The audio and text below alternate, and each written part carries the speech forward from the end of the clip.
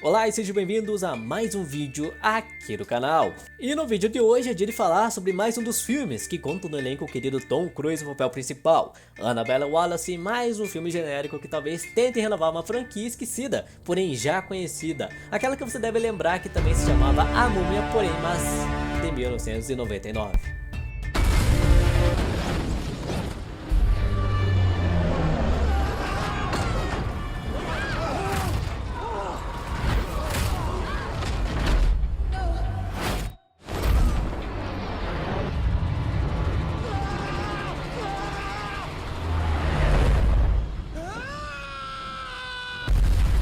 E como citei, apesar de uma tentativa de um clássico remake com um filme muito bem lembrado, aqui não podemos exatamente dizer a mesma coisa, pois muitos já não gostam ao provar o filme desde já, então provavelmente que não será muito lembrado no futuro.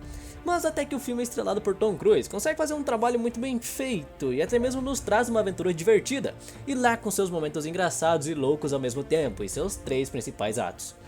Aí você pergunta, tá, mas como assim tem erros em um filme motherfucker da Tom Cruise, um cara que sempre dispensa dublês e consegue fazer inúmeros papéis, porém apenas o apontamos como Tom Cruise em todos os seus trabalhos. E eu vou mostrar sim pra você que é importante citarmos alguns erros do filme, pois podem ter deixado você confuso por se tratar de algo que muitos devem gostar, a mega poderosa Múmia, por exemplo. Welcome to a new world of gods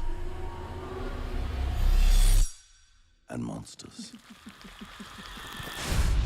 I saw her. She is real.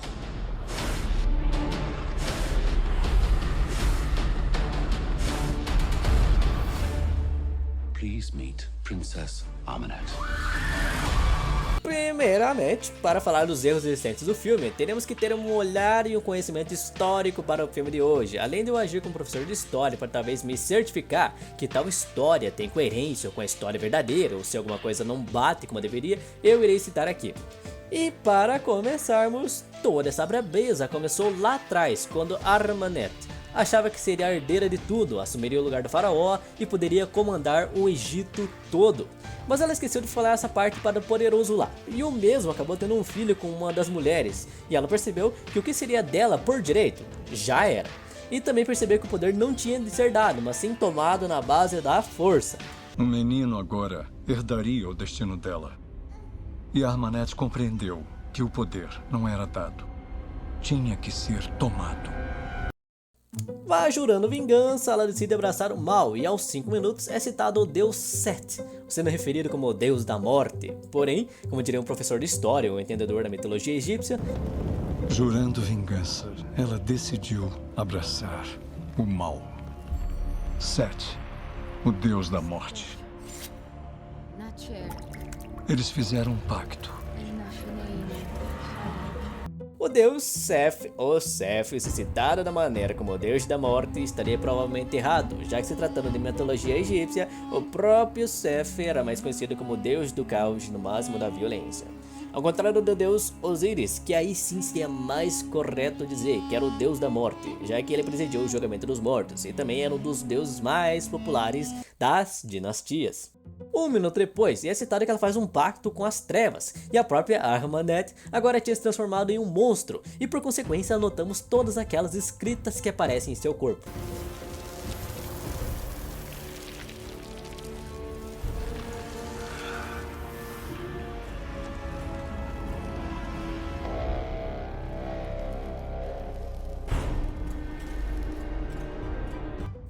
Mas vamos combinar aqui algumas coisas. Isso daí deve ter sido feito com base na própria atriz que interpreta, a Sofia Boutella. Pois essa ideia eu acho que deve ter sido trazido desde Star Trek, quando a mesma atriz teve de ser maquiada com toda uma maquiagem especial para sua personagem Jayla, que tirando os hieróglifos é quase a mesma ideia. Mas falando no sentido egípcio da coisa, as marcas no rosto e no corpo da múmia são um sistema de escrita recém-inventado. Parece mais aquelas pessoas que querem fazer uma tatuagem em chinês, mesmo nem sabendo chinês. Aí não sabe se o tatuador tá sacaneando ou não. É mais ou menos isso. Porque aqui não se trata de nenhum hieróglifo egípcio, o que certamente deveria ser usado para representar mais a fundo algo mágico dentro do contexto relacionado a algo, mas na real que não se trata de nenhuma forma do egípcio antigo ou conhecido ou qualquer outra coisa. Os seus pecados.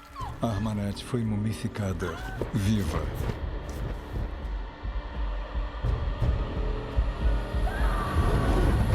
Porém, ao falhar seu plano, Ahmed acaba sendo mumificada viva, carregada para longe do Egito, e lá ela ficou condenada à escuridão eterna. Mas a morte é uma passagem e o passado não pode permanecer enterrado, pelo menos para sempre. No entanto, o filme afirma que Ahmanet foi mumificada há cerca de 5.000 anos, podendo ser assim em 3.000 anos antes de Cristo. Embora não seja cravado quando precisamente os egípcios começaram a desenvolver a verdadeira mumificação, com todo o procedimento e purificação mais conhecido, que incluía principalmente a evisceração. Porém é tido como começado por volta de 2.600 anos antes de Cristo, então praticamente são 400 anos antes da mumificação de Ahmed, o que aí quebra uma das teorias afirmadas do filme. Lá ela permaneceu condenada à escuridão eterna. Mas a morte é uma passagem, e o passado não pode permanecer enterrado para sempre. Foi citado que tinha sido mumificado vivo seu corpo, porém quando começou a ser usada a verdadeira mumificação, que incluía praticamente o ritual de purificação, a evisceração, que seria retirar dos órgãos internos e do cérebro, o corpo sendo coberto de minerais de natrão, e depois um período removido era inserido o cal e enfaixado em volta do corpo com tiras de linho, ou seja, até o último processo a pessoa já estaria praticamente morta. Ao contrário do filme, que vemos ela claramente lutando para se livrar de tudo, enquanto estava sendo fechada no sarcófago. Então, corrigindo, ela não foi mumificada viva, mas sim sepultada viva, uma breve diferença. Tá vendo algum tesouro, Nick? Porque eu não tô vendo. Sabe o que eu tô vendo? Eu tô vendo estátuas que eu não posso carregar. Fala baixo. Fala baixo você. O que você tá fazendo? Vários minutos depois da apresentação dos personagens e do bom humor entre a conversa de Nick com o Sargento Vale, passamos a conhecer também o personagem Jennifer e o novo local curiosamente aberto embaixo da terra. E quando desce aproximadamente aos 18 minutos, temos um erro ali mais comum no filme, quando Tom Cruise estende a mão com a luva claro para poder pegar no Mercúrio, vemos que sua luva tem todos os dedos em mão, cobertos por completo. No entanto, alguns minutos depois, novamente vemos Tom Cruise com sua mão ainda com a luva, mas o fato ali é que sua luva que agora está sendo usada tem as pontas dos dedos cortadas, deixando assim a ponta dos dedos expostas. Mas um dos fatos curiosos na trama é quando ambos descobrem o que está caindo do teto, no caso ali, o que se trata de um metal conhecido por mercúrio. Os antigos egípcios acreditavam que ele enfraquecia os espíritos do mal. E é claro que enfraquecia, voltando aos primórdios da história, quando algum trabalhador, que no momento em que estava trabalhando e lidando com mercúrio, ficava muito exposto aos vapores invisíveis causados pelo produto, e além de exposto, era aspirado sem que a pessoa percebesse que estava em seu organismo através do sangue, se instalando em seus órgãos e tudo mais. E geralmente a pessoa intoxicada apresentaria sintomas como dores internas e externas, mudança de humor, agressividade, ansiedade, depressão, nervosismo, e se tratando de acontecer por ingestão, aí seria muito pior. Causaria lesões leves, levaria até a vida vegetativa ou até mesmo a morte, dependendo da concentração ingerida ou inalada. Então os personagens ali, em pouco tempo, poderiam apresentar um mal-estar, um problema de saúde. Então não deveriam tocar nelas e sequer ficar no mesmo ambiente junto de toda aquela concentração, independente se a sua luva tem ou não os dedos cobertos.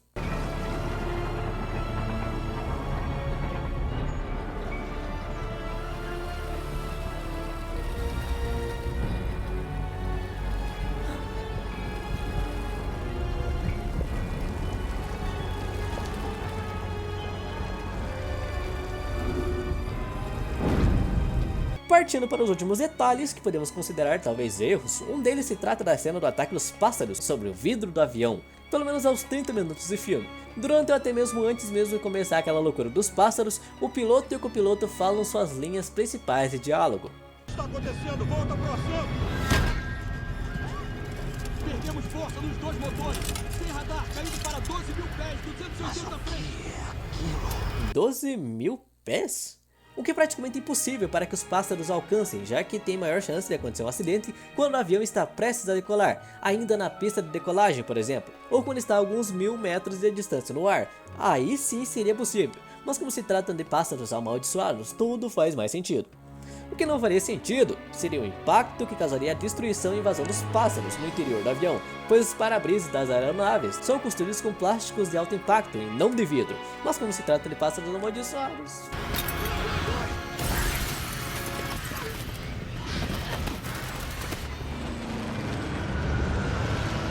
E para terminarmos, no final do filme, assim que a Jennifer está deliberadamente morta no chão, molhada e completamente imóvel, além de repararmos em qualquer filme, se a pessoa dá uma vacilada e pisca, ou se respira durante algum movimento, conseguimos ter sucesso nesse filme pelo menos. Já que em um momento ela está com o olho aberto, outro momento está fechado. Volta a ficar aberto, fechado, aberto, fechado.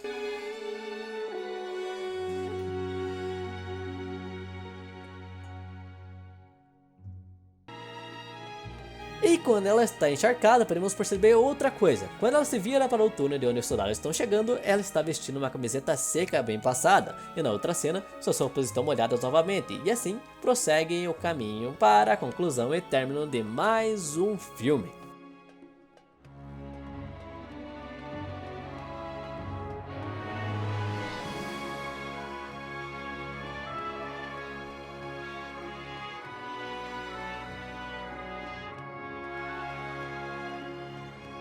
E por hoje é só, pessoal, espero que tenham curtido o vídeo de hoje. Não se esqueça de fazer parte aqui do canal para acompanhar os próximos vídeos. Você também pode seguir o Instagram do canal para novidades em breve. Muito obrigado a você que assistiu até aqui. Nos vemos numa próxima e até mais.